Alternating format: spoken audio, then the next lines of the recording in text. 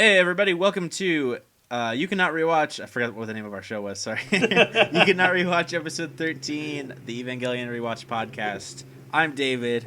I am Dylan. And just so everyone's on the same page, episode 13 is the one where... Nothing happens.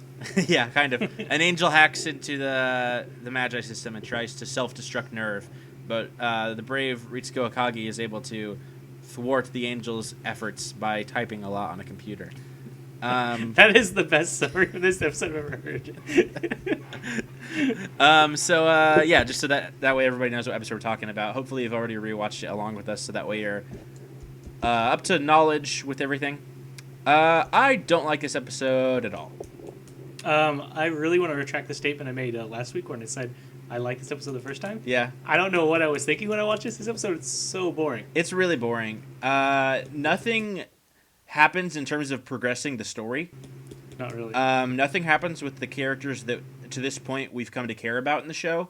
It's focused around a character that we haven't cared about or been interested in, and I don't think it's an episode that makes you suddenly like that character. Like, that would be okay to abandon the main cast and show a side character if, like, this episode was, like, super interesting with that character. Like, they do that later with Fuyutsuki in the Nerve flashback episode. Because right now he's just some dude that stands behind Gendo, and there's a whole episode about him. It's like, whoa, this dude's awesome. But that's not what happens in this episode with Akagi. No. It's just kind of like, I like her even less now. It gives you more information about a character who, after this point, still gonna do basically nothing. Yes. And the way they give you her information is just, it's so, like, in your face obvious about it. Yeah, exactly. You don't even try and do it in a clever way. It's just like, well, I really don't like my mother a whole lot. She was a bad mom. Yeah. It's just like, oh, cool. Yeah, and even, I mean, because, we talked before, you're watching the dub, I'm watching the sub, but yours also has the original subtitles too, but I mean, even in both versions, because now I've seen both, it's bad in both. I thought maybe, just in the English dub, maybe it was just rougher because they didn't translate it well. No, even in the original dialogue, it's kind of just like... It is. Really simple, basic. It's kind of like that conversation we talked about before where they're, in a couple episodes ago, where they're talking about the Magi system. They're like, oh yeah, the one that runs the whole government. Yes, and exactly. It's kind of like that, a whole episode of those conversations. Well, exactly, like when Masato's just like, wait, you didn't build these systems? What? You don't know anything. Of course I did not build these. It's just like, oh, come on. Yeah, like, I don't know why they... The reason that's dumb from a writing standpoint is they have a character in the show, the main character of the show, Shinji, that doesn't know any of this stuff and wouldn't know any of it. In a lot of ways, Shinji is meant to be the audience. And usually in a writing, like when you're writing something, you have a character like that can have everything explained to them because it makes sense they don't know it. And that's... You're telling the audience kind of indirectly.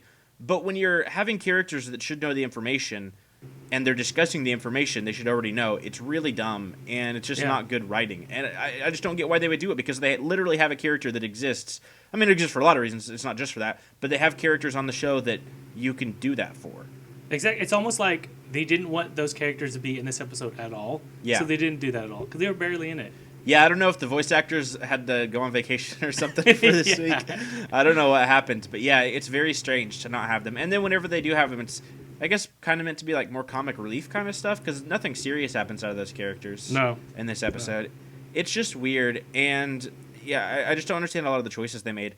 I do think watching it now, they do, as usual with the Evangelion, even if the episode's not that interesting, there is some really interesting background information. Yeah. That I want to talk. Well, I guess let's go back to the top of the episode. So it opens with they're doing like a checkup on the Magi. I think this is another problem with the episode is we haven't really learned that much about the Magi at this point in the show. It's kind of just been something that's been mentioned a lot, and then they had that one ham-fisted conversation a couple episodes ago that we mentioned that says a little bit about it. But really, all we know about the Magi is it's a powerful computer system that kind of runs a lot of stuff. And so the idea of it being hacked and almost getting destroyed is kind of inconsequential to us at this point, because we haven't really learned that much about it, or we don't really totally appreciate how important it is. Right. So the threat doesn't seem as big, I guess. But so after the checkup, we see one of the only shots of the actual pilots in the episode, and they're naked. I don't know why they thought it was a good idea to have them all walk down the same hallway.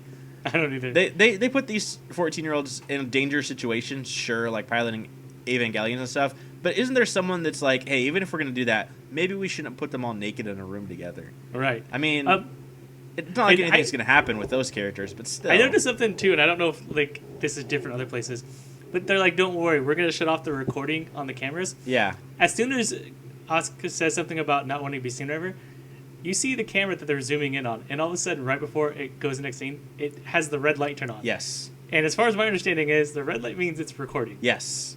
Yeah, I was gonna say that too. Yeah, it's weird. I don't know. Kind of creepy. Yeah.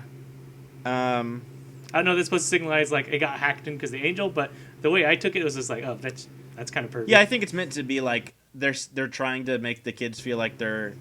Although I don't really know why Asuka wouldn't expect that, because even if that hallway the camera was turned off, there's constantly cameras in like the cockpits they get in, and that's where they were actually sitting, and that you can't even cover up there because you have to have your hands on the gears to pilot the thing. So, but so we see there's some kind of dilemma that pops up with the Magi, and at first it seems maybe like a small error. It doesn't seem like as big a deal, and they see that it's from some like bad parts they got or something that got installed. I think I'm gonna be honest.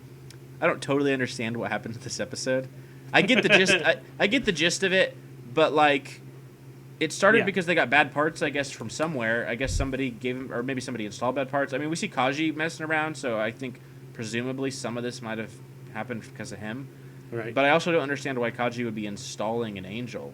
Right. That doesn't make any sense.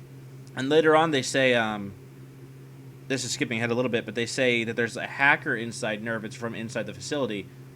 But then they say, oh, it's the angel that's hacking all this stuff. So did they mean that there was the angel had evolved and it was hacking itself, or was there also a human hacker?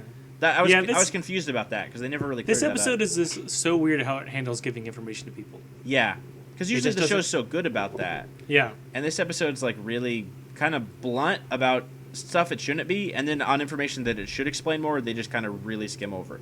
It's like everybody went on vacation but the intern, and he had to write it and do a whole episode by himself. Maybe there was, we've talked before about how Anno like kind of went through like a big wave of depression halfway through the show.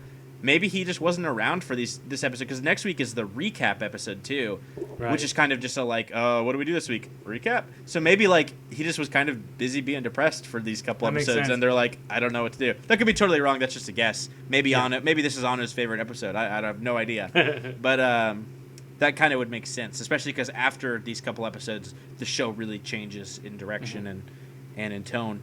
But yeah, so going back, so we see that Gendo, he says that we're gonna lie to everybody and say that it was just an error. I don't know, that's not anything big, just kind of worth noting, I guess. And they do mention something about that the angel is like a little too close to Adam, which is, foreshadowing some later stuff that we don't really know about, at least on the first watch through. Obviously, if you're rewatching, you know all that. We also see Gendo obviously wants Unit 1 as the top priority out of the Evangelions, which surprises a lot of people. But of course, he needs that for his plan. Like I mentioned before, we see Kaji kind of going around doing something shady. I'm not totally sure what his role here is supposed to be. Yeah, I don't know. So the angel evolves really fast, even trying to kill it with its weakness. It evolves past that. I think, too, like, this angel is just, conceptually, it's kind of interesting, because it's like, what if we had an angel that we couldn't fight with the Evangelions? It's like trying to be, like, kind of turn it on its head. I think that's kind of a cool place to start the idea, but I think where they ended up is not exactly great. I think that's maybe why I initially first liked it, because I thought I liked the concept of, oh, hey, we have to fight this a different way than normal. But then rewatching it again, it's just like, yeah, God, you just don't do much with it. Yeah. If you're not going to do something more interesting, just fight them normally, which they do. I mean, after this, they do. Yeah. So it doesn't even seem like it was that pressing or big of a deal, even when they had like the timer. Like, we have so much this time to do. It's like, I never felt like there was any moment where they weren't going to make the plan go through. Yeah. Although, could you imagine just what if like they didn't do it and it just exploded? Like, what would the show be like from this point on? Right. That'd be crazy if something like that happened. But I feel like they try to make it kind of suspenseful, but it's just a little too obvious the direction it's going. Right. It's too obvious, and it's too much stuff that you haven't grown to care about yet. Yes. That you're all of a sudden supposed to care about. Exactly, yeah. So what else? Apparently the angel is like composed of nanomachines. This is another thing that's hard. I guess because this angel is very abstract, it's hard to picture it. I mean, how do you picture something like this? But but I think that also takes away from the threat because like you just have images of people looking at computer screens and like screaming. You know, normally in the show we've seen massive threats. So just having shots of people freaking out over computer monitor readings isn't really that impressive. Right. So they go inside a part of the Magi system, Caspar, I think it was, which is one of the 3 components. And I guess I forgot to mention, you know, the Magi is like Ritsuko's mom. It's like 3 parts of her or something. I don't know. I don't care about Ritsuko. I don't care about her mom. I think those are some of the least interesting characters on the show. I could not even care less about any of those. Yeah, so that doesn't really matter to me. There's an interesting line when they crawl inside. Oh, first of all, they crawl inside and there's all these notes. And Maya, who is Ritsuko's assistant or something, says, wow, look at all this stuff. We can program much faster. Now, does she mean we can program in this scenario right now much faster, or does she just mean in general?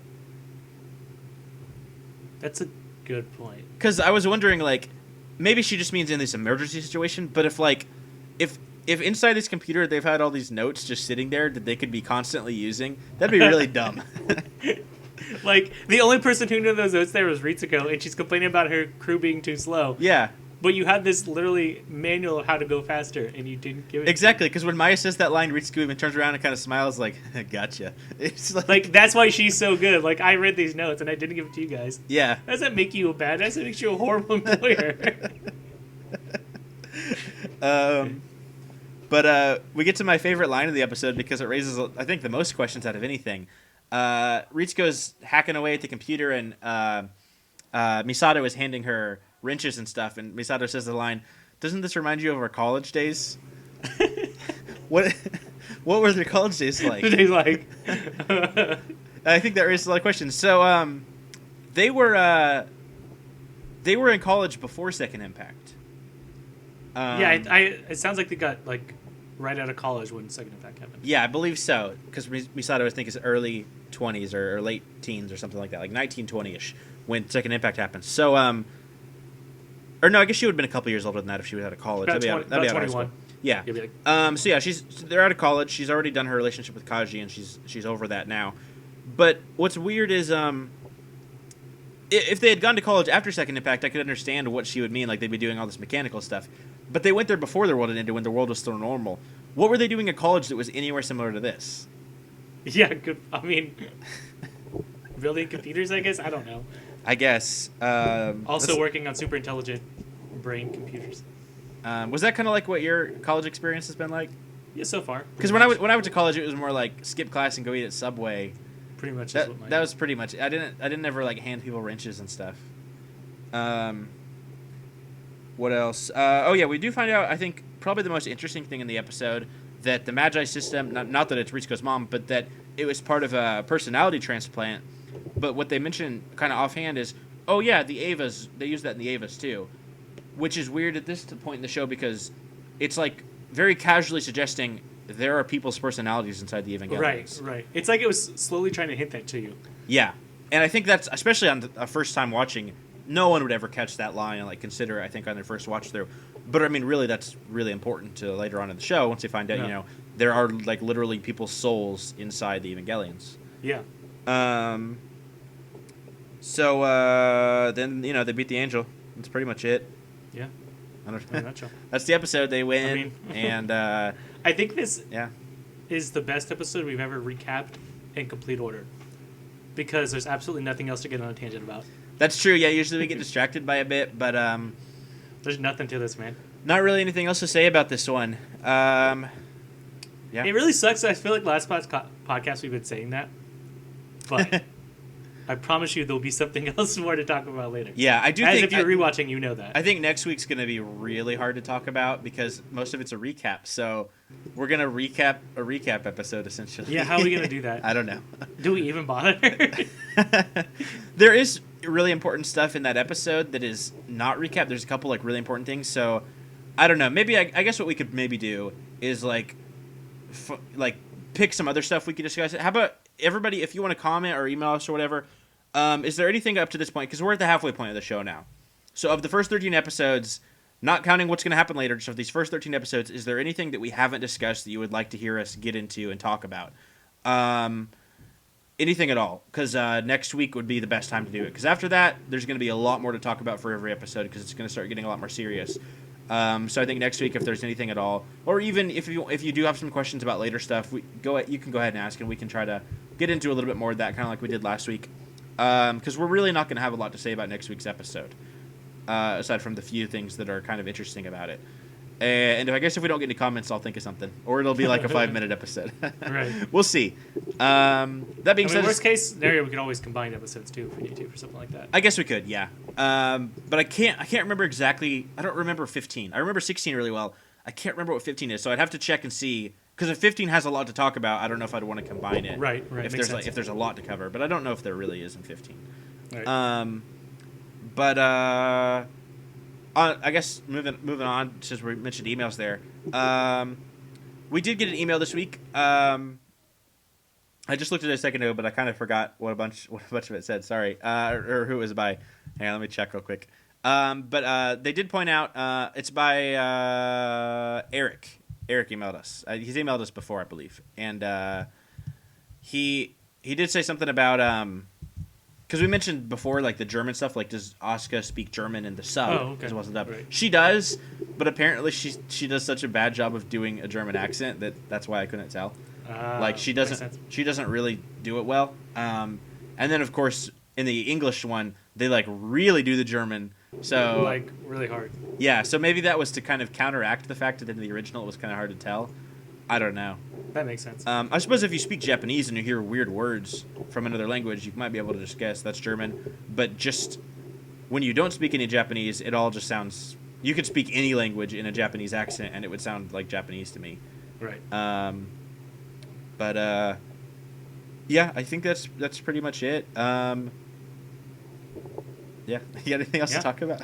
No, not really. Well, sorry guys, we don't like this episode. This episode sucks. I think it sucks because last week was such a great episode. Like I said, I think last week is my favorite of the first half of the show. Yeah, it's really good. And to follow it up with this and then a recap episode, we kind of get into a lull here. I think the first time I watched the show, this is kind of where I was unsure about Evangelion. Right. Because I'd heard so many great things about it for so long that I was really excited to watch it. And I think the first half is kind of interesting, and then you get to this point in the show where it gets like kind of slow again. And it's just kind of like, I'm halfway through it, but I feel like by the halfway point, we should be better than this at this point. Right. And I could totally see if some people kind of dropped off at the show at this point. But obviously, if you stick with it, things get a lot heavier sooner. Because I think it was, like, after the recap episode, the couple after that is when I started, like, really getting into it. And then it's, like, episode 19 where, one eats the angel. That's where I was like, okay, I love this show. Yeah, the show I don't even really know what's good. going on anymore, but I'm in. Like, yeah, it's crazy and yeah. So I'm really looking forward to getting to those episodes. I know we've said that a lot, but it's a long wait when you're only doing this once a week. I should say we're coming up on the holidays pretty soon, and not entirely sure. I think we're both going to be a little busy during some of that. So we might have to skip a week. We'll see. I don't know. I don't want to say that yet for sure, but just everyone be aware. But I mean, if we're probably busy, everyone else is probably busy too. I don't know if it's going to be a huge deal during Thanksgiving, but this is still a ways away. But during the Christmas, it might be harder to do an episode. So, again, that's a few weeks off, but just letting everyone know. If you follow us on Twitter, that's where I update about stuff for the podcast and our other videos too. But like, if you want to stay up to date on stuff and see like, oh, that's weird, it's Saturday, why isn't the new episode up? Twitter's where you're going to find that information. If you don't mind just waiting until it just pops up in your feed on YouTube or iTunes, that's totally fine. But if you kind of like to listen to this like when it comes out or close to when it comes out, and you notice that it's late or it's missing a week, you're going to find that information on our Twitter, which is twitter.com/@thewetrats. Also the name of our YouTube and stuff. And if there's a link to that in our YouTube description as well. So if you want to email us, again, anything that you want to hear us talk about over the first 13 episodes or so, or if there's anything you kind of want to hear us talk a little bit about what we're going to be coming up on. We don't want to get too much into what we're coming up on, because if we talk about, like, we've had some questions about End of Evangelion. If you ask us a ton of questions about End of Evangelion, how are we going to do a podcast on it, that movie, if we've already talked about every possible thing from it? So I don't mind answering some of that. We answered some of that last week. I think that's fun to answer, but we don't want to talk about what we think about every single thing Right. on something we haven't done yet, because we eventually have to have a whole podcast talking about that thing. But yeah, I guess that's it, and goodbye. Later, guys. Do you think we're ever gonna have an ending that isn't really awkward? No. I hope not.